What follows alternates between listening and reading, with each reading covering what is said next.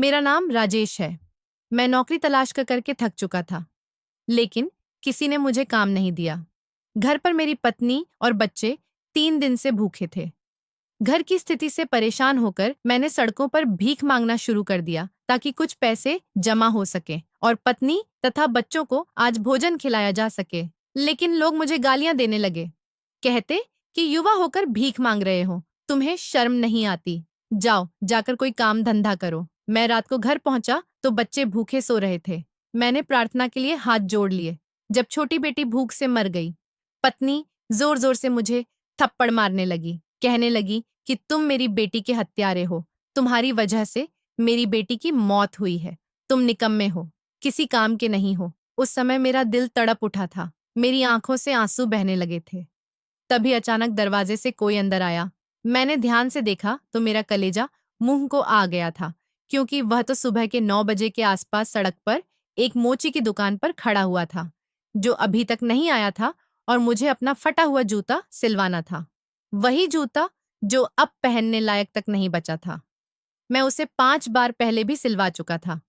कुछ कदम की दूरी पर एक कार्यालय था, जहां मुझे आज साक्षात्कार देना था। मैं मन ही मन प्रार्थना कर रहा था, ऊपर वाला करे कि आज मुझे नौकरी मिल जाए। मैं पिछले 2 साल से नौकरी की तलाश कर रहा था, लेकिन मेरी किस्मत ऐसी थी कि हर जगह से मुझे ठुकराया जाता था।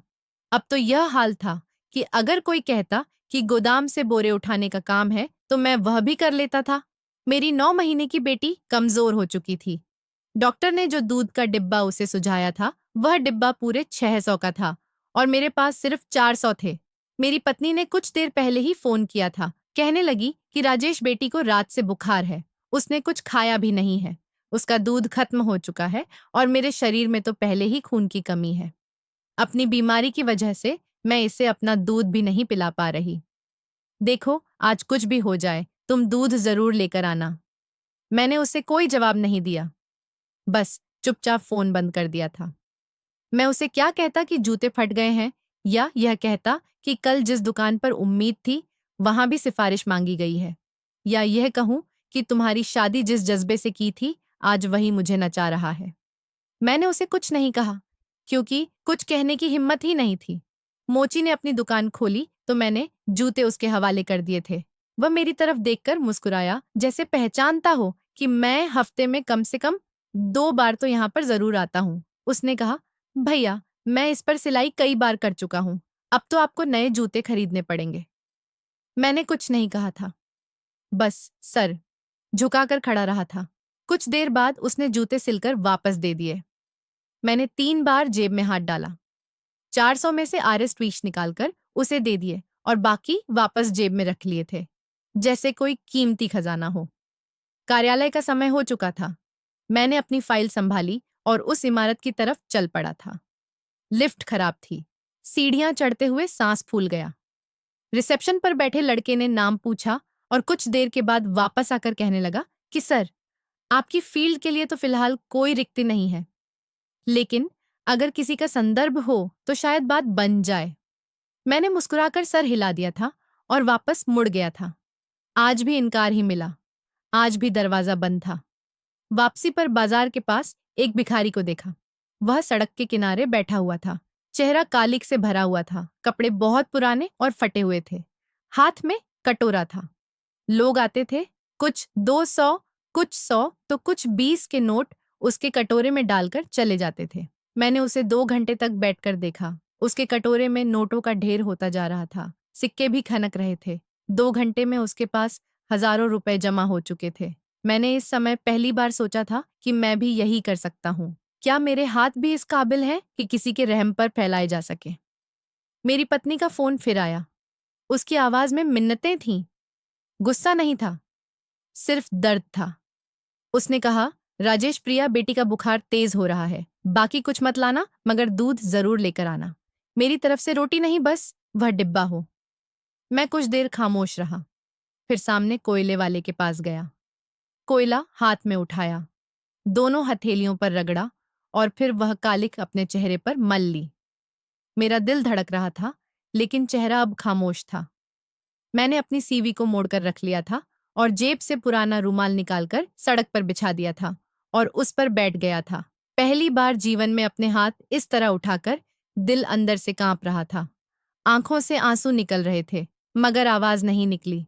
लोगों ने तरस खाया। किसी ने 10 रुपए दिए तो कुछ ने 100 रुपए दिए।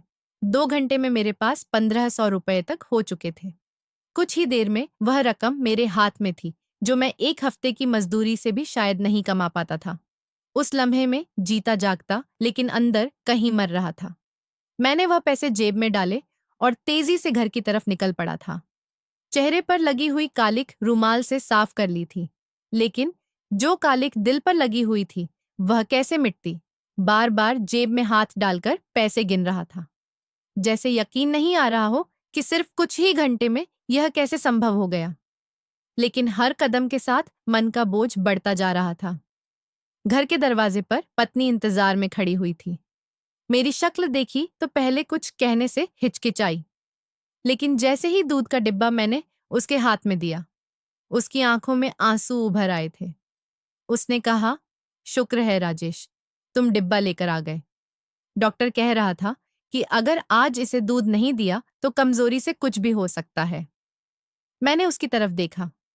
उसकी आंखों में वह प्रार्थना थी जो शायद मैं खुद अपने लिए मांगने के काबिल भी नहीं रहा था। मुझे भले ही 1500 रुपए मिल गए थे और कुछ पैसे मेरे पास थे, मगर बाकी के पैसे मैं अलग अलग इलाकों में जाकर मांग लिए थे। तब जाकर मेरे पास 2500 इकट्ठा हुए थे और बेटी के लिए दूध का डिब्बा और दवाई खरीद लिया था। मेरी पत्नी ने दूध तैयार किया और फीडर से उसे पिलाना शुरू कर दिया। मैं एक तरफ बैठकर उसे देख रहा था। अंदर कहीं कुछ टूट रहा था। उस रात जब सब सो गए, मैं चुपचाप छत पर आ गया था। आसमान खामोश था, जैसे मेरी आत्मा भी खामोश हो। वही लोग सोते होंगे जिनसे मैंने आज मदद मांगी थी। मैंने आंखें बंद कर ली थीं और एक लम्हे को खुद को उनके बराबर में बैठा हुआ महसूस किया था। वही रात जिसने माता पिता की मौत के बाद सारी जिम्मेदारियां संभाली थीं, बहन की शादी करवाई थी, खुद पैसे इकट्ठे करके शिक्षा पूरी की थी, और फिर आज यह हाल। सुबह हुई तो बेटी की तबीयत कुछ बेहतर लग रही थी। पत्नी ने कहा कि देखो, ऊपर वाले ने हमारी प्रार्थना सुन ली है। कल अगर दवाई और दूध नहीं होता तो मैंने उसकी बात काट दी और कहा कि ऊपर वाले ने हमारी प्रार्थना सुन ली है, लेकिन हमने रास्ता ठीक चुना। मेरी पत्नी कुछ देर खामोश रही, फिर धीरे से बोली, क्या रास्ते बाकी रह गए थे? हमने सब कुछ कर लिया था। यह सच था। मैंने मजदूरी की, बच्चों को पढ़ाया, हर कार्यालय गया, फिर रिक्शा चलाया, पार्ट टाइम काम किए, लेकिन जब हर जगह सिफारिश की दीवार खड़ी हो तो कहा जाता है कि कौन देता है सहारा उस इंसान को जो सिर्फ अपनी मेहनत पर यकीन रखता है। उस दिन भी मैं घर से ही निकला था सीवी के साथ। धूप तेज हो रही थी, शरीर थका हुआ था और चेहरे पर कल की कालिख के निशान, जैसे अंदर से छुपकर अभी भी बाहर झांक रहे हों। मैं एक जगह गया, वहां जवाब मिला कि आपकी फील्ड के बंदे तो लाइन में लगे हुए हैं, अगर किसी की सिफारिश हो तो बात आगे बढ़ जाएगी। मैंने पूछा, मेहनत, तजुर्बा, यह सब नहीं देखते आप लोग? रिसेप्शन पर बैठा हुआ लड़का हंसने लगा, कहने लगा कि यह सब नहीं चलता भैया, यहाँ पहचान चलती है। दिल किया कि जोर से रोऊं, लेकिन बस खामोशी से बाहर आ गया था। उसी शाम को बाजार में एक दोस्त मिला, पुराना क्लास फ्रेंड था। गाड़ी में बैठा हुआ फोन पर व्यस्त था। मुझे देखा तो मुस्कुराने लगा, कहने लगा कि यार, तुम यहाँ क्या कर रहे हो आजकल? मैंने नजरें चुराकर कहा कि बस नौकरी की तलाश जारी है। उसने कुछ नहीं कहा, बस गाड़ी का शीशा ऊपर कर लिया और फिर चल दिया। सड़क के किनारे खड़ा देर तक उसे जाता हुआ देखता रहा था। ना हसद था ना जलन थी, बस एक मोटी थकन थी जो शरीर से चिपक गई थी। शाम तक धूप ने पसीना निचोड़ दिया था और हाथ में अब सिर्फ वही पुराना लिफाफा बचा था जिसमें सीवी की एक आखिरी कॉपी बाकी थी। उस रात मैंने अपनी पत्नी से झूठ बोला था। कहा था कि आज साक्षात्कार अच्छा गया है, शायद जल्दी कॉल आ जाएगी। वो खुश हो गई थी। उसने रोटी बनाई, थोड़ी सी दाल थी। हम दोनों ने मिलकर खाना खाया, लेकिन मैं रात में जागता रहा। नींद नहीं आई थी। दिल में सिर्फ बस एक सवाल था, अगर कल पैसे फिर से नहीं हुए तो क्या होगा? मैं दोबारा कटोरा उठा लूंगा और क्या दोबारा अपने चेहरे पर कालिख लगाऊंगा? रात के आधे हिस्से में मैंने पहली बार हाथ जोड़े थे, प्रार्थना की थी, मैं बस एक पिता था जो हार मानने के लिए तैयार नहीं था। मैंने प्रार्थना करते हुए कहा कि हे भगवान, अगर मेरी ऐसी ही किस्मत लिखनी थी तो मुझे ऐसी उम्मीद क्यों दी? अगर मैं तुम्हारे दरवाजे का भिखारी हूं तो लोगों के दरवाजे पर क्यों जा रहा हूं? तुम चाहो तो कल मेरे दरवाजे पर मदद भेज सकते हो, लेकिन अगर तुम्हारी मर्जी यही है तो फिर मुझे भी सब्र दे दो, ताकि मैं कम से कम अपनी बेटी को भीख मांगकर ना खिलाऊं। मेरे आंसू तकिए को भिगो रहे थे, लेकिन दिल में एक सुकून उतरता जा रहा था, जैसे वह प्रार्थना सुन ली गई हो। शायद वह खामोशी थी जो एक नए तूफान से पहले छा जाती है। सुबह जब मेरी पत्नी ने दरवाजा खोला तो देखा मेरे हाथ में वही पुराना लिफाफा था और जेब में 500 थे। लेकिन दिल में खामोशी थी, न उम्मीद थी, न मायूसी थी, बस एक गहरी खामोशी। सड़क पर निकला तो सूरज ने तपिश नहीं दी थी, बल्कि जैसे शर्मिंदा सा हो। मैं सोच रहा था कि आज कहाँ जाऊं, कहाँ फिर से इनकार सुनूं, कौन सा दरवाजा खटखटाऊं जहां मुझे सिफारिश के बिना सुना जाए। 3 घंटे के बाद मैं बाजार के पास चाय के एक ठेले पर बैठा हुआ था। एक हाथ में चाय का कप, दूसरे हाथ में सीवी थी।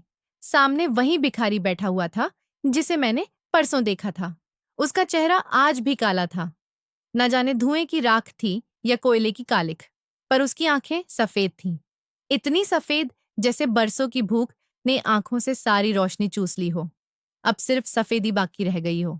वह कटोरा आगे बढ़ाता हुआ कुछ बड़बड़ा रहा था और लोग रुककर उसे पैसे दे रहे थे। कोई सिक्के दे रहा था, कोई नोट दे रहा था। किसी ने तो 300 का नोट तक दे दिया था। एक औरत आई। उसके बच्चे ने कहा कि मम्मी देखो, यह बाबा तो काला हो गया है। औरत ने बच्चे को डांटा, कटोरे में पैसे डाले और चलती गई। मैंने गिनना शुरू किया। 1 घंटे में लगभग 9,000 के करीब रकम जमा हो गई थी। मैंने खुद को उसकी जगह सोचा। क्या यह मेरी आखिरी मंजिल है, या शायद वह दरवाजा है जिसके बाद कोई रास्ता नहीं? पहले तो मैंने दिमाग को झटका कि नहीं, यह तुम्हारा रास्ता नहीं है राजेश। लेकिन जब मैंने अपने जूते की एड़ी से नीचे झांका तो जमीन पर वह दरारें भी नजर आईं, जो शायद मेरे अंदर की टूट फूट कर रही थी।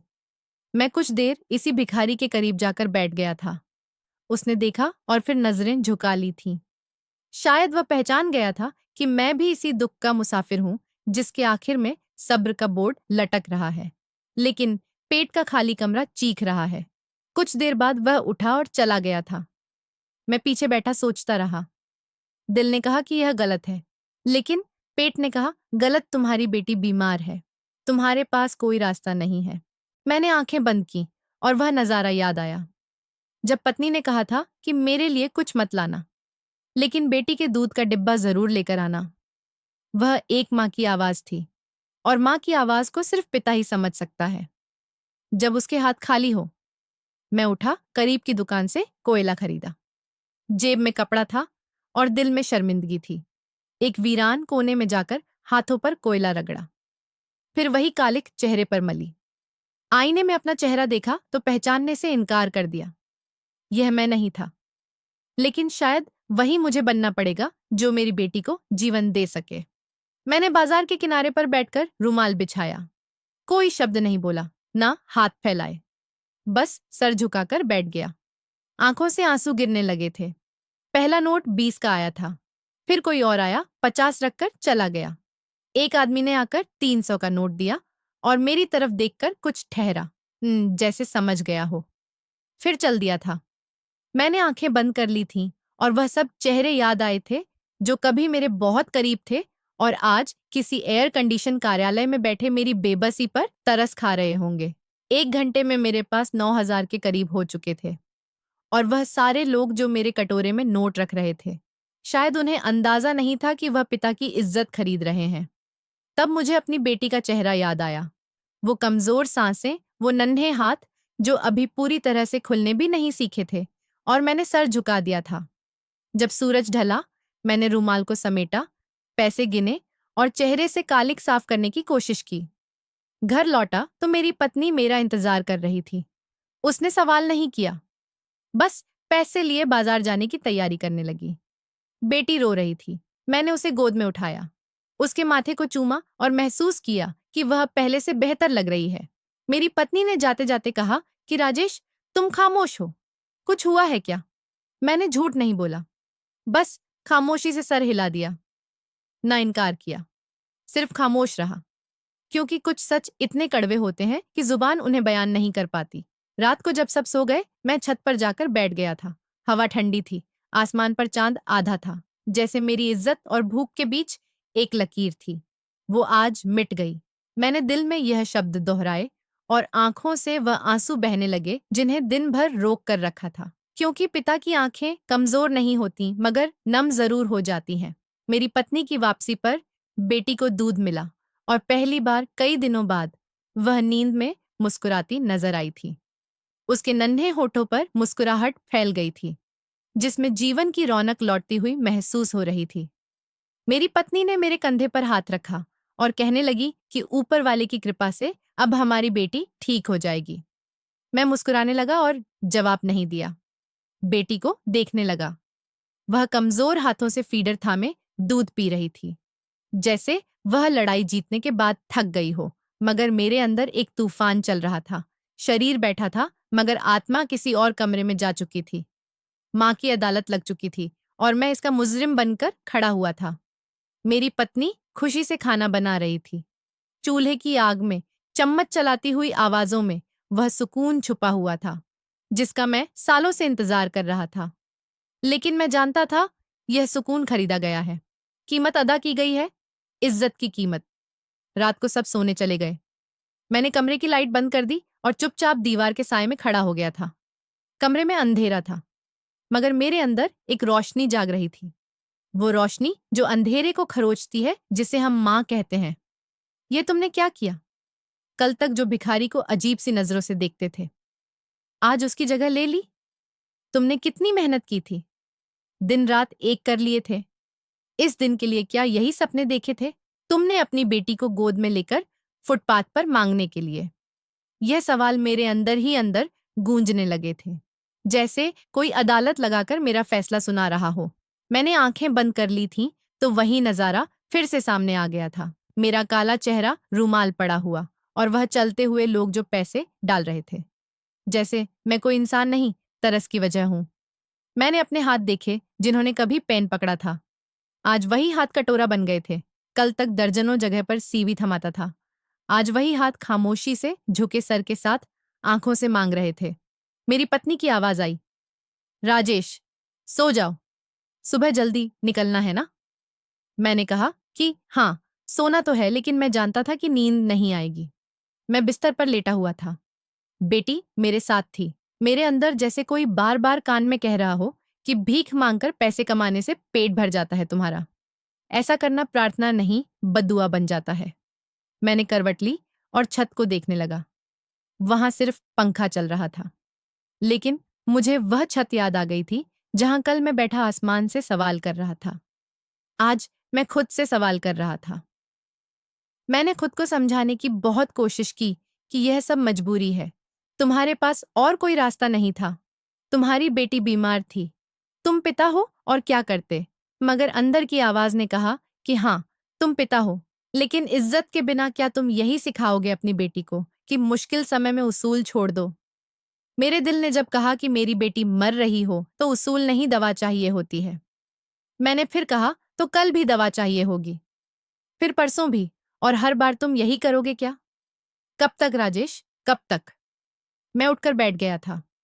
अंधेरे में हाथ से पानी की बोतल तलाश की। एक घूंट पानी पी लिया, मगर गला अभी भी सूखा हुआ था। मैं जानता था यह प्यास इस पानी से नहीं जाएगी। यह प्यास इज्जत की थी, जिसे मैंने खुद मिट्टी में दफन कर दिया था। पहली बार दिल में ख्याल आया था, अगर ऊपर वाले ने मुझे बेटी दी है, तो क्या वह मुझे कभी वापस ले सकता है? मैंने हाथ जोड़ने के लिए कोई प्रार्थना नहीं मांगी, बस आसमान की तरफ देखा और दिल में सिर्फ एक शब्द था, मैं थक गया हूं। अभी तो कोई रास्ता दिखा दो या हिम्मत छीन लो। आसमान खामोश था, जैसे मेरे अंदर की अदालत का जज खामोशी से मुकदमा सुना रहा हो। फैसला शायद सुबह सुनाया जाना था। जब नींद आई तो सपने नहीं थे, सिर्फ खाली कमरे की गूंज साथ लाई थी। और जब आंख खुली तो सूरज खिड़की के शीशे से झांक रहा था। पत्नी चाय बना रही थी, बेटी हंस रही थी, और वहीं था जैसे कल इज्जत बेची और आज एक पिता की तरह फिर निकलने को तैयार था। लेकिन एक फर्क था। आज दिल में तड़प नहीं थी, डर था। कहीं यह सुकून ज्यादा देर न ठहरे, क्योंकि अंदर की अदालत अभी भी बंद नहीं हुई थी और अब मैं मुजरिम था। सुबह की रोशनी कमरे से छन छन कर आ रही थी और मेरी बेटी की मुस्कुराहट कमरे में गूंज रही थी।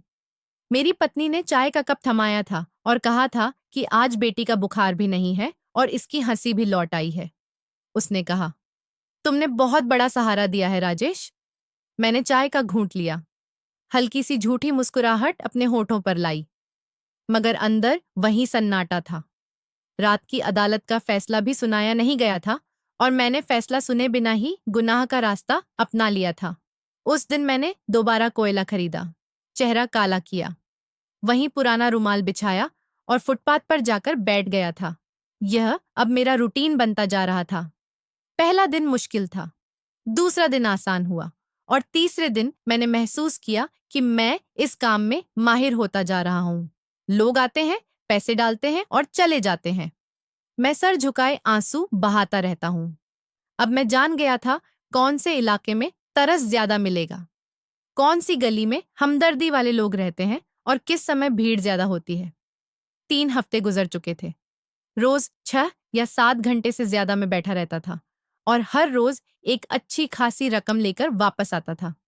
कभी 3,000, कभी 2,000, 500 और कभी 4,000 और कभी इससे भी ज्यादा। अब पैसे इतने हो चुके थे कि पत्नी ने बेटी के कपड़े बदल दिए थे। छोटा सा फ्रिज भी आ गया था। किचन में राशन भर गया था। घर के अंदर सुकून था, मगर मेरे अंदर कुछ नहीं था। रोज रात को जब सब सो जाते थे, मैं छत पर जाता, हवा में वही खामोशी, आसमान में वही बेजुबान सवाल होते थे। कभी कभी मेरा दिल कहता था कि यह सवाल मामूली तौर पर है, ये खुशी झूठ है। कभी सोचता था कि क्या सच में मैं इतना कमजोर हूं कि एक दिन की भूख ने मुझे उसूलों से बेदखल कर दिया था। लेकिन अगली सुबह जब बेटी मेरे गाल को छूकर हंसती थी, तो वह सारी सोचें दम तोड़ देती थीं। एक पिता के लिए बेटी की हंसी सब कुछ होती है और मैं वह सब कुछ हासिल कर चुका था जो मेरी मेहनत सालों में ना दे सकी थी। उन दिनों बेटी के खिलौनों में बढ़ोतरी हो गई थी। रसोई में खुशबू लौट आई थी। पत्नी ने कहा कि मैंने सोचा है कि कुछ महीनों में आगे अगर ऐसा ही होता रहा तो एक कार भी खरीद लेंगे। मैंने मुस्कुराकर कहा कि हाँ, जरूर। लेकिन इस मुस्कुराहट के पीछे वह इंसान छुपा हुआ था जो हर रोज अपनी लाश उठाकर बाजार में बैठा रहता था कि लोग उस पर रहम करें, उसे खरीद लें। मुझे याद है, एक रात मेरी बेटी मेरे सीने पर सो रही थी और मैं उसकी सांसें गिन रहा था। हर सांस के साथ एक लम्हा बढ़ रहा था। मेरी बेबसी के बारे में मैं सोच रहा था। क्या यह सब काफी है? क्या एक पिता सिर्फ बच्चों का पेट भरकर पिता बन जाता है? नहीं, मैं जानता था कुछ और भी होता है। इज्जत, सुकून, लेकिन मैं उसे खो चुका था। वो दूर था जब पेट भर चुका था, मगर मेरी आत्मा भूखी थी। अंदर एक चीख थी जो रोज गला घोटकर खामोश कर देती थी। और बाहर मैं वो पिता बन चुका था जिसकी बेटी खुश थी, मगर खुद कहीं जिंदा नहीं था। और शायद यही सबसे बड़ा फरेब होता है जब तुम जिंदा रहते हो, लेकिन सिर्फ सांसों की हद तक बाकी सब कुछ मर जाता है। दोपहर की तेज धूप थी और मैं फुटपाथ पर बैठा था। आज भी वही अदाकारी निभा रहा था। काले चेहरे पर रुमाल जमीन पर और हाथ में कटोरा। आंखें जमीन की तरफ थीं। हाथ उठाने की अब जरूरत नहीं रह गई थी। लोग अब मुझे पहचानने लगे थे। कुछ रहम खाकर आते थे, कुछ आदत से मजबूर, कुछ शायद मन की तसल्ली के लिए। मैं अब शहर के नक्शे पर एक स्थायी निशान बन चुका था। उसी दौरान फोन बजा, जेब से निकाल कर देखा। एक अजनबी कंपनी का नंबर था। मैंने बेदिली से कॉल रिसीव की। चेहरे पर कालिक होने के बावजूद आवाज में कुछ आत्मविश्वास लाने की कोशिश की। मैंने कहा, हेलो। फोन पर आवाज आई, गुड आफ्टरनून। क्या आप राजेश बात कर रहे हैं? मैंने कहा कि जी, मैं राजेश ही बोल रहा हूँ। उन्होंने कहा, हम आरएस ट्रेडिंग कंपनी से बात कर रहे हैं। आपने पिछले साल हमारी वेबसाइट पर आवेदन किया था। हमारे यहाँ एक कार्यालय सहायक की पोस्ट निकली है। अगर आप रुचि रखते हैं तो कल आकर साक्षात्कार दे सकते हैं। ये सुनकर एक पल के लिए जैसे समय थम गया हो। मैंने आंखें बंद कर ली थी। दिमाग में मेरी पत्नी की आवाज आई, तुम मांगने के लिए नहीं बने हो राजेश। मैंने कहा कि जी, मैं जरूर आऊंगा। मुझे समय बता दीजिए, मुझे कब आना है। मैंने जल्दी से जवाब दिया था, जैसे कहीं मौका हाथ से ना निकल जाए। कॉल बंद हुई तो कटोरे में पड़े हुए पैसे बेमतलब लगने लगे थे। वही पैसे जो कल तक मेरी जरूरत का दरवाजा खोलते थे, आज बेवजह लग रहे थे। शाम को घर पहुंचा तो चेहरे पर वही मामूली खामोशी थी, लेकिन अंदर शोर था। पत्नी ने दरवाजा खोला। बेटी दौड़ती हुई आई, मेरे गले लग गई। मैंने पत्नी को फोन के बारे में बताया। वह खुशी से फूल उठी। उसने कहा, राजेश, आखिरकार तुम्हारी मेहनत रंग ले ही आई। अब तुम नौकरी करोगे, फिर सब ठीक हो जाएगा। मैंने उसके चेहरे की चमक देखी थी, फिर बेटी की आंखों में देखा वो रोशनी जो मेरे हाथ की कमाई की नहीं, बल्कि मेरे वापसी के इंतजार की थी। लेकिन अंदर कोई और बात चल रही थी। एक हिसाब से मैं 5 से 6 घंटे की ठीक से जो काम कर रहा हूं, वह कार्यालय की 9 घंटे की नौकरी से कई गुना ज्यादा है। रात को भी मेरी पत्नी ने खाने के दौरान खुशी खुशी योजना बनानी शुरू कर दी थी। कहने लगी, पहले 4 महीने में बचत हो जाएगी, फिर किराए का मकान बदल सकते हैं। और मैं सोच रही हूँ, बेटी के लिए अब एक अच्छी सी नर्सरी देखूं। मैं खामोशी से सुनता रहा था। खाने के बाद जब सब सो गए तो मैं छत पर चला गया था। आसमान वैसा ही था। चांद थोड़ा और कमजोर हो गया था, जैसे कमेंट पास कर रहा हो। दिल में जंग चल रही थी। मैंने सोचा, राजेश, अब निकलने का समय है। यह मौका ऊपर वाले ने दिया है। लेकिन क्या वही ऊपर वाला मेरे लिए रोजी का इंतजाम करेगा? या यह गलत तरीके से पैसे कमाना है, और इसी गलत तरीके ने तुम्हारी बेटी को बचाया है, तुम्हारे घर को जीवन दिया है। लेकिन कब तक? कब तक झूठ की बुनियाद पर सच की तलाश जारी रखोगे? मेरे अंदर एक बार फिर वही अदालत लग चुकी थी, और जज वही मन था जिसे मैंने कई दिनों से खामोश कर रखा था। अगली सुबह नाश्ते के दौरान पत्नी ने कहा कि राजेश, मैंने तुम्हारी शर्ट प्रेस कर दी है, कल अच्छी तरह तैयार होकर जाना। मैंने गर्दन हिलाई, मगर दिल के अंदर एक हलचल थी। उस दिन मांगने नहीं निकला। घर के अंदर बैठा सोचता रहा, उलझता रहा, सवालों से लड़ता रहा। शाम तक अंदर का सुकून बिखर चुका था, लेकिन एक कसक बाकी था। रात को जब पत्नी बेटी को सुलाने गई थी, मैं बैठा अपने मोबाइल को घूर रहा था। दोस्त का दिया हुआ कार्ड अभी भी अलमारी में रखा हुआ था। मैंने निकाला, उंगलियों से छुआ, फिर दोबारा रख दिया। ना उसकी तरफ देखने की हिम्मत थी, और ना ही नौकरी को स्वीकार करने की हिम्मत थी। अगले दिन मैं साक्षात्कार पर चला गया था। कंपनी का कार्यालय अच्छी इमारत में था। एयर कंडीशन माहौल था। साफ सुथरे कपड़ों में लोग, सब कुछ बेहतर थे, सिवाय मेरे अंदर के। एचआर प्रमुख ने कहा कि आपकी प्रोफाइल अच्छी है, हमें ऐसा ही कोई बुद्धिमान पढ़ा लिखा इंसान चाहिए था। बता दिया था कि मेरी वेतन कितना होगा, और साथ ही कहा था कि 9 घंटे की शिफ्ट और शनिवार छुट्टी रहेगी। मैंने सुना समझा और सर हिला दिया। कमरे से बाहर निकला, लेकिन कदम वहीं रुक गए थे। मैंने खुद से पूछा, क्या सच में यह जिंदगी है, या वह जिंदगी है जो मैंने कालिक वाले चेहरे के साथ चुनी थी? मेरी पत्नी ने शाम को कहा कि कैसा रहा साक्षात्कार। मैंने कहा कि हो गया है। लेकिन उसने कहा, लेकिन क्या? मैंने कहा, बस सोच रहा हूं, 5 घंटे की मेहनत से जो काम कर रहा हूं वह यहाँ की वेतन से ज्यादा है। तो क्यों ना नौकरी करूं? मेरी पत्नी ने हैरानी से मेरी तरफ देखा और कहने लगी, राजेश, यह क्या बात कर रहे हो तुम, जिसने इज्जत के लिए सब कुछ कुर्बान कर दिया था? मैंने नजरें चुरा ली। पत्नी उठकर अंदर चली गई थी, कुछ कहे बिना, और मैं वहीं पर बैठा रह गया था, खाली नजरों से दीवार को तकता हुआ। हाँ, पेट भर गया था। जेब में पैसे थे, लेकिन दिल वह आज भी खाली था।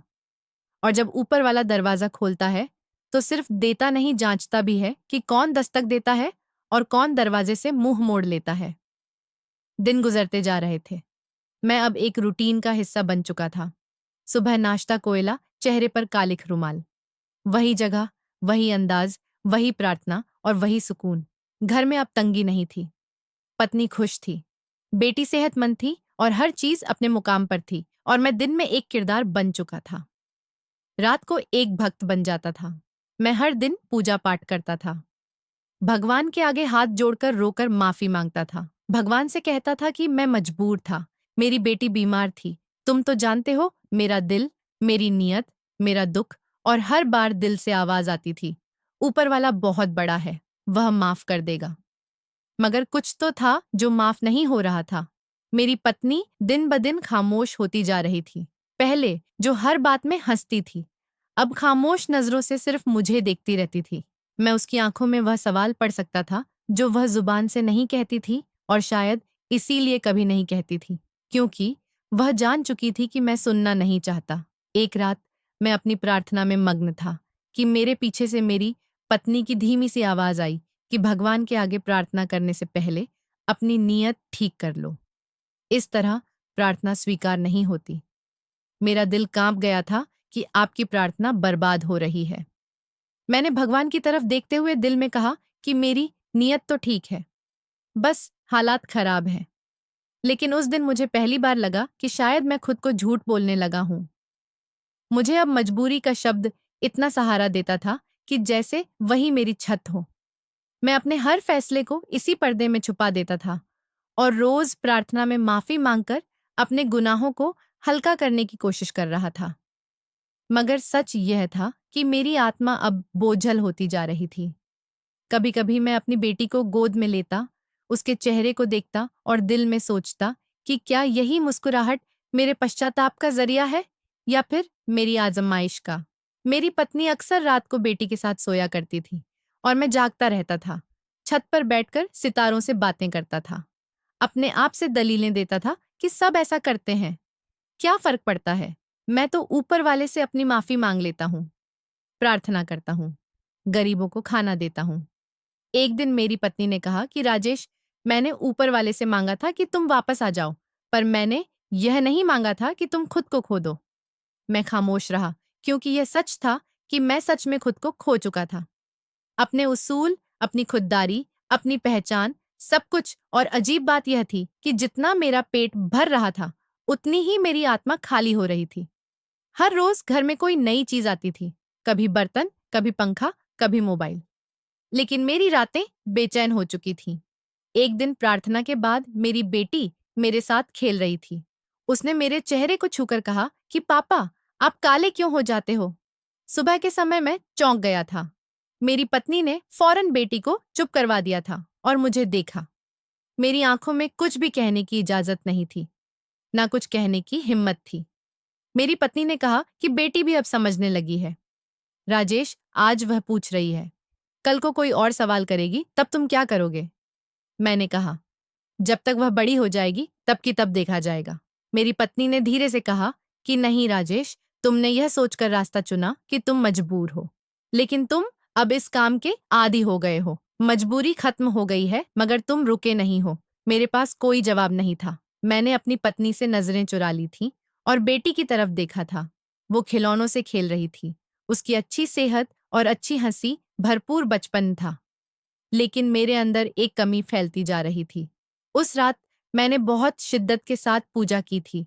आंखों से आंसू बह रहे थे। मैंने कहा, हे भगवान, अगर मैं गलत हूं तो कोई निशानी दे, कोई इशारा दे कि मैं रुक जाऊं, वापस पलट आऊं। लेकिन अगर यही तुम्हारा रास्ता है तो सुकून दो, ताकि मैं इस बोझ के साथ जिंदा रह सकूं। लेकिन कोई जवाब नहीं आया था। सुबह हुई, सब कुछ वैसा ही था। सूरज निकला चेहरे पर। कालिक मली बाजार गया, रूमाल बिछाया और कुछ ही देर में 300 और 600 के नोट मेरे सामने रख दिए गए थे। मैंने दिल ही दिल में कहा था कि यही मेरी तकदीर है, यही मेरी नौकरी है। मगर फिर भी दिल के किसी कोने में एक प्रार्थना दबी हुई सी चलती रही थी कि हे भगवान, अगर मेरा रास्ता तेरे खिलाफ है तो तू मुझे आजमाइश में डाल दे, मगर मुझे सावधान जरूर बनाना, क्योंकि मैं अब तो पूजा पाठ भी करता हूँ, लेकिन मेरी नीयत वह कहीं और दफन हो चुकी थी। रात के 3 बजे का समय था। आसमान पर चांद नहीं था। हवा रुकी हुई थी। कमरे में गहरी खामोशी छाई हुई थी, सिवाय पंखे की हल्की आवाज कि जो कमरे की छत से लटक रहा था। मैं नींद में था। शायद कोई सपना देख रहा था, या शायद बस बेखबर था। तभी अचानक मुझे अपनी पत्नी की एक जोरदार चीख सुनाई दी। राजेश, उठो, हमारी बेटी सांस नहीं ले रही है। मैं झटके से उठा। उसकी आंखों में डर देखा और फिर बेटी की तरफ देखा, जो पत्नी की गोद में खामोश पड़ी हुई थी। उसका चेहरा सफेद था, आंखें बंद थीं और होंठ नीले पड़ चुके थे। मैंने कहा कि नहीं, ऐसा नहीं हो सकता। मैं बड़बड़ाया था और पागलों की तरह बेटी को गोद में उठा लिया था। उसकी नाजुक गर्दन मेरी बाहों में ढुलक रही थी। मैंने कहा, प्रिया, उठो बेटा, मेरी जान, अपनी आंखें खोलो। देखो, मैं आ गया हूं। मेरी पत्नी भी रो रही थी, चीखें मार रही थी और मैं कुछ भी नहीं सुन पा रहा था। मेरी बेटी, जिसके लिए मैंने सब कुछ कुर्बान कर दिया था, जो मेरी मजबूरी की दलील बनी हुई थी, मेरे गुनाह की वजह बनी थी, वह अब मेरे सामने बेजान पड़ी हुई थी। मैं उसे लेकर बाहर आंगन में आ गया था। आसमान खामोश था और मैंने उसे जमीन पर रखा था। अपने कपड़ों से उसका चेहरा साफ किया और हाथ जोड़कर आसमान की तरफ देखा कि हे भगवान, तूने यह क्या कर दिया? तूने मेरी बेटी ही ले ली। मैं तो सिर्फ जिंदा रहना चाहता था, सिर्फ अपनी बेटी को हंसता हुआ देखना चाहता था। मेरी आंखों से आंसू लगातार बह रहे थे और शर्मिंदगी भी। मैंने कहा कि यही मेरी सजा है ना? मैंने जो किया, जो रास्ता चुना, मैंने समझा कि तू मुझे माफ कर देगा। पर तू तो जानता है मेरी नीयत। मेरी नीयत तो कभी भी सीधी नहीं थी। मैं झूठ बोलता रहा, प्रार्थना करता रहा। हाँ, झूठ के साथ पूजा पाठ करता रहा। मेरे दिल में लालच था। मेरी पत्नी मेरे करीब आकर बैठ गई थी। उसने मेरे हाथ पकड़ लिए थे, मगर खुद भी कांप रही थी। उसने कहा, आज तुमने कहा था कि सब ठीक हो जाएगा, मगर देखो, मेरी बेटी नहीं रही। उसके शब्द नहीं, बल्कि उसकी सांसें भी टूट रही थीं। मैंने रोते हुए कहा कि यह मेरी गलती है। मैं चीखना चाहता था। मैंने गलत तरीके से अपनी बेटी की परवरिश की। मैंने खुद हाथ फैलाया, खुद को मारा, पर उसके हिस्से की भी रोटी को जहर बना दिया। मैंने बेटी को दोबारा उठाया, उसे गले से लगाया जैसे मेरी सांस में उतर जाए और वह फिर से आंखें खोल दे। मगर वह लाचार पड़ी रही थी, छोटी सी, नाजुक सी और अब मृत हालत में। मैं पागलों की तरह कभी आसमान की तरफ देख रहा था, कभी बेटी के चेहरे की तरफ कि भगवान, तू मुझे ले जा, मगर मेरी बेटी वापस कर दे। मेरी बेटी मेरी जिंदगी है। मेरी बेटी को अपनी कृपा से जिंदा कर दे। मैं सब कुछ छोड़ दूंगा, सब कुछ। मगर आसमान खामोश था, हवा भी नहीं थी। वक्त जैसे रुक गया था। मेरी पत्नी ने भी अब से सकना बंद कर दिया था। वह बस खामोश बैठी हुई थी, बेटी को देख रही थी, जैसे यकीन नहीं कर पा रही हो कि यह वही बच्ची है जो कल तक पापा कहकर हंसती थी, आज मिट्टी से भी हल्की हो गई थी। मैंने पहली बार खुद को पूरा टूटा हुआ पाया था और इस टूट फूट में सिर्फ एक चीज बाकी थी, मेरा जुर्म, मेरी गलती। मैंने जो चुना उसका नतीजा मेरे सामने था। मैंने दिल में सोचा कि ऊपर वाले पर भरोसा करना चाहिए था, लेकिन मैंने लोगों का दरवाजा चुना, बाजार में अपना रूमाल बिछाया। मैंने ऊपर वाले की दी हुई अक्ल को झूठ में दफन कर दिया था और अब ऊपर वाले ने मुझसे मेरी बेटी ही छीन ली थी। मैं रोते रोते थक गया था। मेरी पत्नी अब बेटी के बालों में हाथ फेर रही थी, जैसे शायद वह सोच रही हो कि कोई करिश्मा हो जाए, कोई चमत्कार हो जाए, ऊपर वाला हम पर रहम कर दे, हमें माफ कर दे। वह बार बार रोते हुए कह रही थी कि हे भगवान, सिर्फ एक बार मेरी बेटी को जिंदा कर दो। यह वह लम्हा था जो मेरी हड्डियों में उतर गया था और शायद यही सदमा मेरी आखिरी उम्मीद बनने वाला था। रात जाने कितनी देर तक मैं आंगन की ठंडी जमीन पर बैठा रहा था।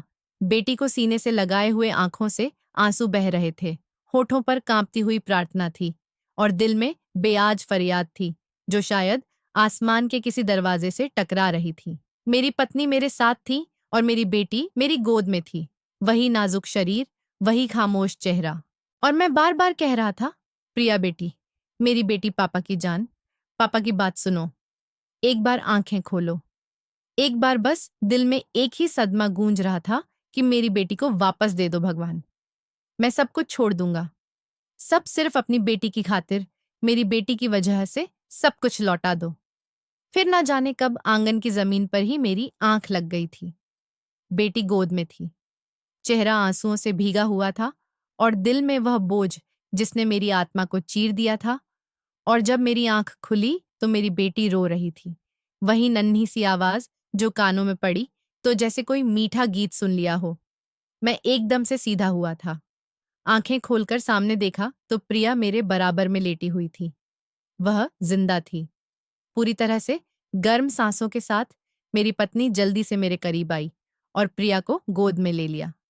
कहने लगी कि राजेश, तुम्हें क्या हो गया है? रात तुम आंगन में सो गए थे, बेटी को लेकर खुद भी कांप रहे थे। तुम ठीक तो हो ना? मैंने खामोशी से बेटी की तरफ देखा। उसकी आंखें पूरी तरह से खुली हुई थीं। वह रो रही थी, जैसे उससे भूख लगी हो, जैसे यह दुनिया उसे दोबारा वेलकम कर रही हो। मेरे होठों से आवाज नहीं निकली, सिर्फ आंखों से आंसू बहने लगे। मगर यह आंसू किसी मातम के नहीं थे, ये शुक्र के थे कि मेरी बेटी जिंदा है। मैंने कांपती हुई आवाज में अपनी पत्नी से पूछा था। मेरी पत्नी ने हैरानी से मेरी तरफ देखा और कहने लगी, राजेश, यह आप कैसी बातें कर रहे हो? इसे तो कुछ भी नहीं हुआ, बल्कि तुम ही रात को शायद कोई सपना देखकर डर गए थे। जब मैं बाहर आई तो तुम नींद में भी रो रहे थे। पत्नी की बातें सुनकर मैंने हाथों से अपना चेहरा छुआ। वही पसीना, वही आंसू, मगर दिल में अब कुछ और ही था। मैंने कहा कि यह सब सपना था। यह परेशानी, यह सपना, वह ठंडी जमीन, वह खामोश बेटी, सब कुछ सपना था। मगर जो हकीकत यह सपना मुझे दे गया था, वह कोई मामूली सबक नहीं था। मैंने पत्नी की तरफ देखा जो प्रिया को दूध पिला रही थी। उसके माथे पर चमकता हुआ सुकून, उसके चेहरे पर माँ का भरोसा, और मैं बस ऊपर वाले के सामने हाथ जोड़कर बैठ गया था। मैंने कहा, ऊपर वाले, तूने मुझे एक मौका दिया है, एक मोहलत दी है, एक इशारा दिया है। मैंने हाथ जोड़कर पूजा करनी शुरू कर दी थी। मैंने कहा कि तुमने मुझे जगा दिया है। मैं प्रार्थना कर रहा था, भगवान का शुक्रिया अदा कर रहा था, क्योंकि कभी कभी सपने हकीकत से ज्यादा ताकतवर होते हैं और वह हमें सबक दे जाते हैं जो सैकड़ों लोग भी नहीं दे सकते। मेरी पत्नी ने कहा कि अब बस करो राजेश, यह सब खत्म करो। मैंने हाँ में सर हिला दिया था। मैंने कहा कि हाँ, आज के बाद कुछ भी वैसा नहीं होगा। उसके बाद मैंने कटोरे को हाथ में नहीं लिया था, कोयला नहीं खरीदा था और रुमाल भी नहीं बिछाया था। इस सपने ने मुझसे सब छीनकर सब कुछ वापस दे दिया था और अब मुझे यकीन हो गया था कि ऊपर वाले ने सपने में मुझे जगा दिया है, तो वह हकीकत में भी मुझे नया रास्ता दे सकता है। क्योंकि जब इंसान कुछ देने के काबिल नहीं होता, तो उसके हिस्से का निवाला भी जहर बन सकता है। और मेरी प्रिया, मेरी बेटी आज भी जिंदा है, क्योंकि ऊपर वाले ने मुझे माफ कर दिया था। सुबह की रोशनी खिड़की से अंदर आ रही थी, लेकिन आज का सूरज कुछ अलग था। उसकी किरणों में वह उजाला था जो मेरे दिल के अंधेरे को धीरे धीरे छू रहा था। मेरी बेटी अब पूरी तरह से सुकून से सो रही थी और पत्नी ने पहली बार एक ऐसे सुकून से मेरी तरफ देखा था जैसे बरसों के बाद किसी माँ ने अपने पति को दोबारा पिता बनते हुए देखा हो। मैंने कहा, कल रात के सपने ने मुझे भी तोड़ दिया है और जोड़ भी दिया है। मैंने पहली बार समझा कि ऊपर वाले की तरफ से मिलने वाला इशारा कितना सख्त होता है और कितना मेहरबान भी। मैंने मोबाइल उठाया और पर्स निकाला और वह कार्ड तलाश किया जो मेरे दोस्त ने मुझे दिया था। कुछ लम्हे मैंने उसे अपने हाथ में पकड़ कर रखा। उस पर लिखे हुए शब्द जैसे मेरा बीता हुआ समय था, मगर अब नई रोशनी में उभरने के लिए मैं तैयार था।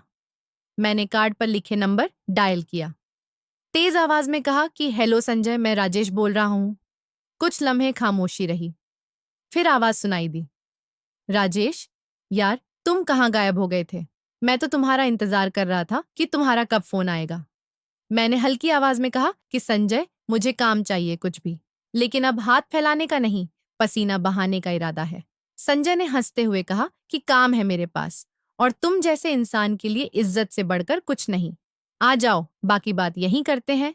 फोन बंद हुआ तो दिल में एक अजीब सी गर्मी थी, जैसे उम्मीद की ही एक भूली बिसरी लकीर फिर से जिंदा हो गई थी।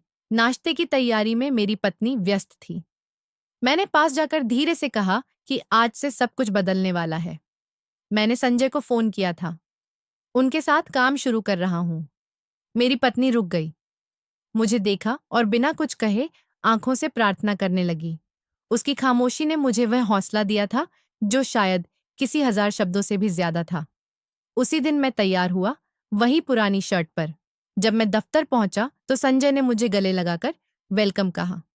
उसने कहा कि तुम भिखारी नहीं, फिर से मेहनती इंसान हो। कंपनी का माहौल सरल था मगर इज्जत थी, और संजय ने मुझे कार्यालय सहायक की पोस्ट पर रख लिया था। साथ में कंप्यूटर और प्रबंधन की ट्रेनिंग देने का वादा किया था। मैंने पहली बार किसी जगह बैठकर खुद को जीने के काबिल महसूस किया था। शाम को जब वापस आया तो हाथ में वेतन नहीं था, मगर दिल में सुकून था जो सालों से गुम था। मेरी पत्नी ने दरवाजा खोला। मेरी बेटी मेरी टांगों से लिपट गई थी। मैंने उसे गोद में उठाया और फीडर खुद पकड़कर उसके मुंह में लगाया था। मेरी पत्नी ने आंखों से देखा। वो कुछ कहना चाहती थी, मगर उसके पास शब्द नहीं थे। उस दिन सुकून से बैठकर खाना खाया था। खाना न ज्यादा था न कम था, बस सुकून था जो किसी कीमत पर नहीं मिलता था। रात को जब मेरी पत्नी बेटी को लेकर लोरी सुना रही थी, मैं आंगन में आसमान की तरफ देख रहा था। वही आसमान जो कई रातों तक मेरे सवालों से भरा रहा था, आज खाली था, जैसे जवाब दे चुका हो।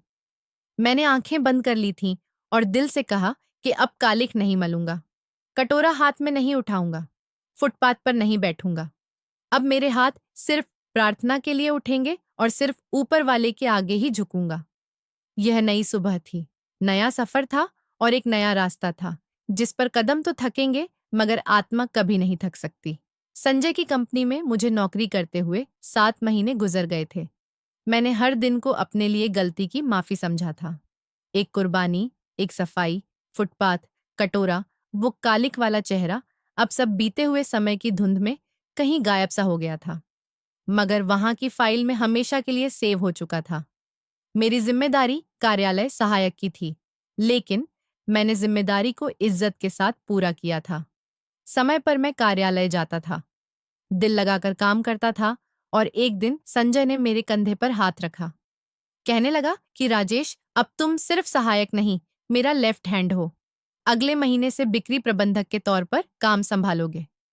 मैं खामोश रहा था और ऊपर वाले का आभारी था। मैंने संजय को भी धन्यवाद भरी नजरों से देखा। दिल में एक अजीब सा सुकून आ गया था। ऊपर वाले ने मुझे सिर्फ नौकरी नहीं दी थी, बल्कि इज्जत भी लौटा दी थी। मोहल्ले में वही लोग जो पहले मुझे तरस भरी नजर से देखते थे, अब नमस्कार करने लगे थे, सलाह मांगते थे, आशीर्वाद देते थे। मुझे लगता था जैसे मेरी पहचान ने दोबारा सांस लेना सीख लिया हो। मेरी पत्नी के चेहरे पर भी अब सुकून वापस लौट आया था। प्रिया अब स्कूल जाने के काबिल हो चुकी थी और जब वह अपने स्कूल की कॉपी मेरे सामने रखकर कहती थी कि पापा मेरी प्रार्थना पूरी हो गई है, तो मैं बस सर झुका लेता था। मगर एक वादा था जो मैंने खुद से कर लिया था कि मैं कभी किसी को सलाह नहीं दूंगा कि मांगने का रास्ता अपनाए। मैं उन गरीबों को जो सच में मोहताज हैं, खामोशी से मैं उनके घर में राशन भिजवा देता हूँ, उनकी मदद करता हूँ, उनके बच्चों के स्कूल की फीस जमा कर देता हूँ। मगर कभी यह नहीं कहा था कि दूसरों की तरह बन जाओ, क्योंकि मैं जानता था मांगने की आदत रोटी से नहीं, इज्जत से महरूम होती है। जब कभी रास्ते में वही जगह आता जहां मैं रुमाल बिछाकर बैठा करता था, तो गाड़ी का शीशा बंद कर लेता था। इसीलिए नहीं कि शर्म आती थी, बल्कि इसलिए कि दिल टूटता था। वह रात जो अब वहां नहीं था, मगर यादें थीं, पछतावा था और सबसे बढ़कर शुक्र था। कभी कभी रात के सन्नाटे में मैं छत पर जाकर बैठ जाता था, आसमान को देखता था तो वही सरल शब्द दिल से निकलते थे। सब्र कभी खाली नहीं जाता और माफी कभी रद्द नहीं होती। वक्त गुजर चुका था। मेरी बेटी अब काफी बड़ी हो चुकी थी, स्कूल की होनहार छात्रा, और मेरी पत्नी अभी भी मेरे बाजू की ताकत बनी हुई थी। मेरी खामोश प्रार्थना में अक्सर मैं अलग अलग कॉलेज और एनजीओ में मुझे आमंत्रित किया जाता था। राजेश शर्मा जो गरीबी से उठा इज्जत की कुर्सी तक पहुंचा। लेकिन जब मैं बोलता तो मेरे शब्दों में गर्व नहीं होता था, सिर्फ सच होता था। मैं कहता था कि मजबूरी गुनाह नहीं, लेकिन गलत तरीके से पैसे कमाकर आदत बना लेना खुदकुशी है। नौजवानों की आंखों में सवाल होते थे, कुछ यकीन नहीं करते थे, कुछ हैरानी से मुझे देखते थे। मैं उन्हें वह किस्सा सुनाता था जो मैं कभी नहीं भूल सकता था। एक समय था जब मैं चेहरे पर कालिख मलकर फुटपाथ पर बैठता था, हजारों रुपए तक कमाता था, लेकिन एक रात सपने में मेरी बेटी मर गई। मैं चीखता रहा, रोता रहा, और सुबह जब आंख खुली तो मेरी बेटी जिंदा थी। तब मुझे ऊपर वाले की मोहलत का मतलब समझ आया था। मैंने सब कुछ छोड़ दिया था, मेहनत की नौकरी कर ली थी, वक्त ले लिया था, लेकिन आज जो सुकून है वह हजारों के नोट में नहीं, इज्जत की रोटी में आता है। मैं कहता था कि जो दूसरों को देने का हकदार ना हो, उनके लिए पैसा जहर बन जाता है और सपना कभी कभी हकीकत बन जाता है। सपने सिर्फ समझाने के लिए आते हैं। अगर ना समझो तो जो सपने में होता है वह हकीकत में भी हो सकता है। पूरा हॉल खामोश हो जाती थी। कुछ की आंखों में आंसू होते थे, कुछ की आत्मा हल्की हो जाती थी। मुझे इस बात का यकीन था कि अगर मेरी कहानी किसी एक इंसान को गलत काम से बचा ले तो शायद मेरी माफी स्वीकार हो जाए। आखिरी बार जब मैं उस जगह से गुजरा जहां मेरा रुमाल बिछा करता था, तो जमीन पर एक नया भिखारी बैठा था। उसके चेहरे पर कालिख थी, आंखों में उम्मीद थी और हाथ में कटोरा था। मैं रुक गया था, जेब से कुछ निकाला, मगर वह पैसे नहीं थे। वह मेरा कार्ड था, एक नौकरी का पत्ता, एक दरवाजा। मैंने उस भिखारी से झुककर कहा कि मैं भी कभी तुम्हारी तरह यहां बैठा रहता था। बस एक बार ऊपर वाले ने दरवाजा खोल दिया। तुम चाहो तो तुम भी निकल सकते हो। भिखारी की आंखों में वही हैरानी थी जो कभी मेरी आंखों में आया करती थी, और दिल में वही शुक्र था। मैंने वह कार्ड उसके हाथ में थमाया।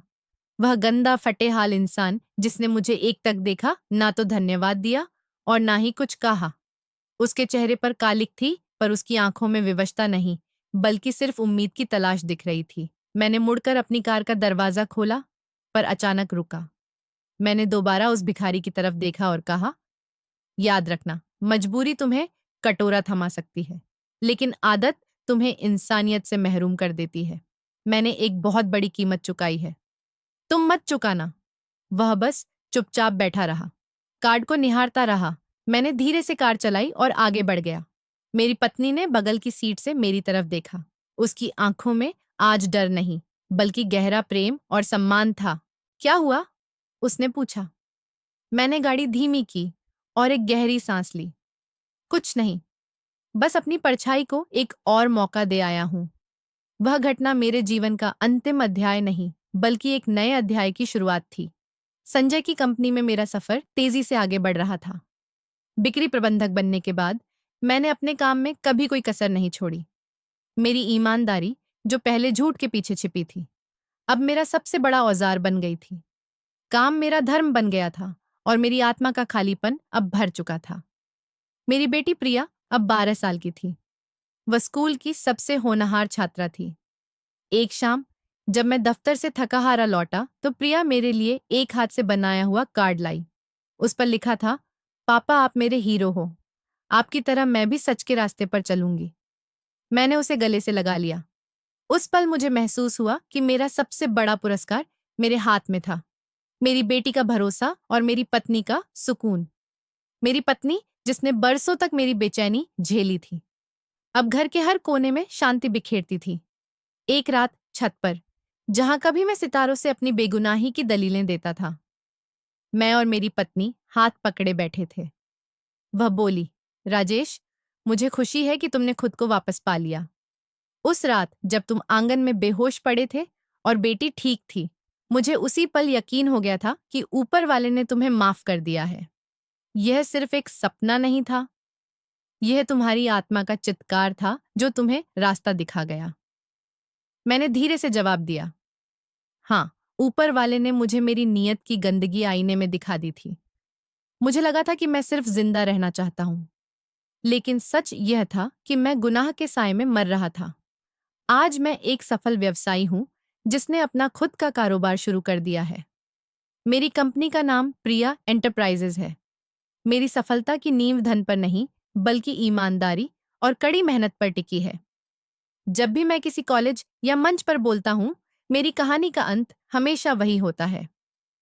दोस्तों, मैंने अपनी बेटी के जीवन को दांव पर लगाकर एक बहुत बड़ी सच्चाई सीखी है। तुम्हारी मजबूरी तुम्हारी रोटी नहीं हो सकती।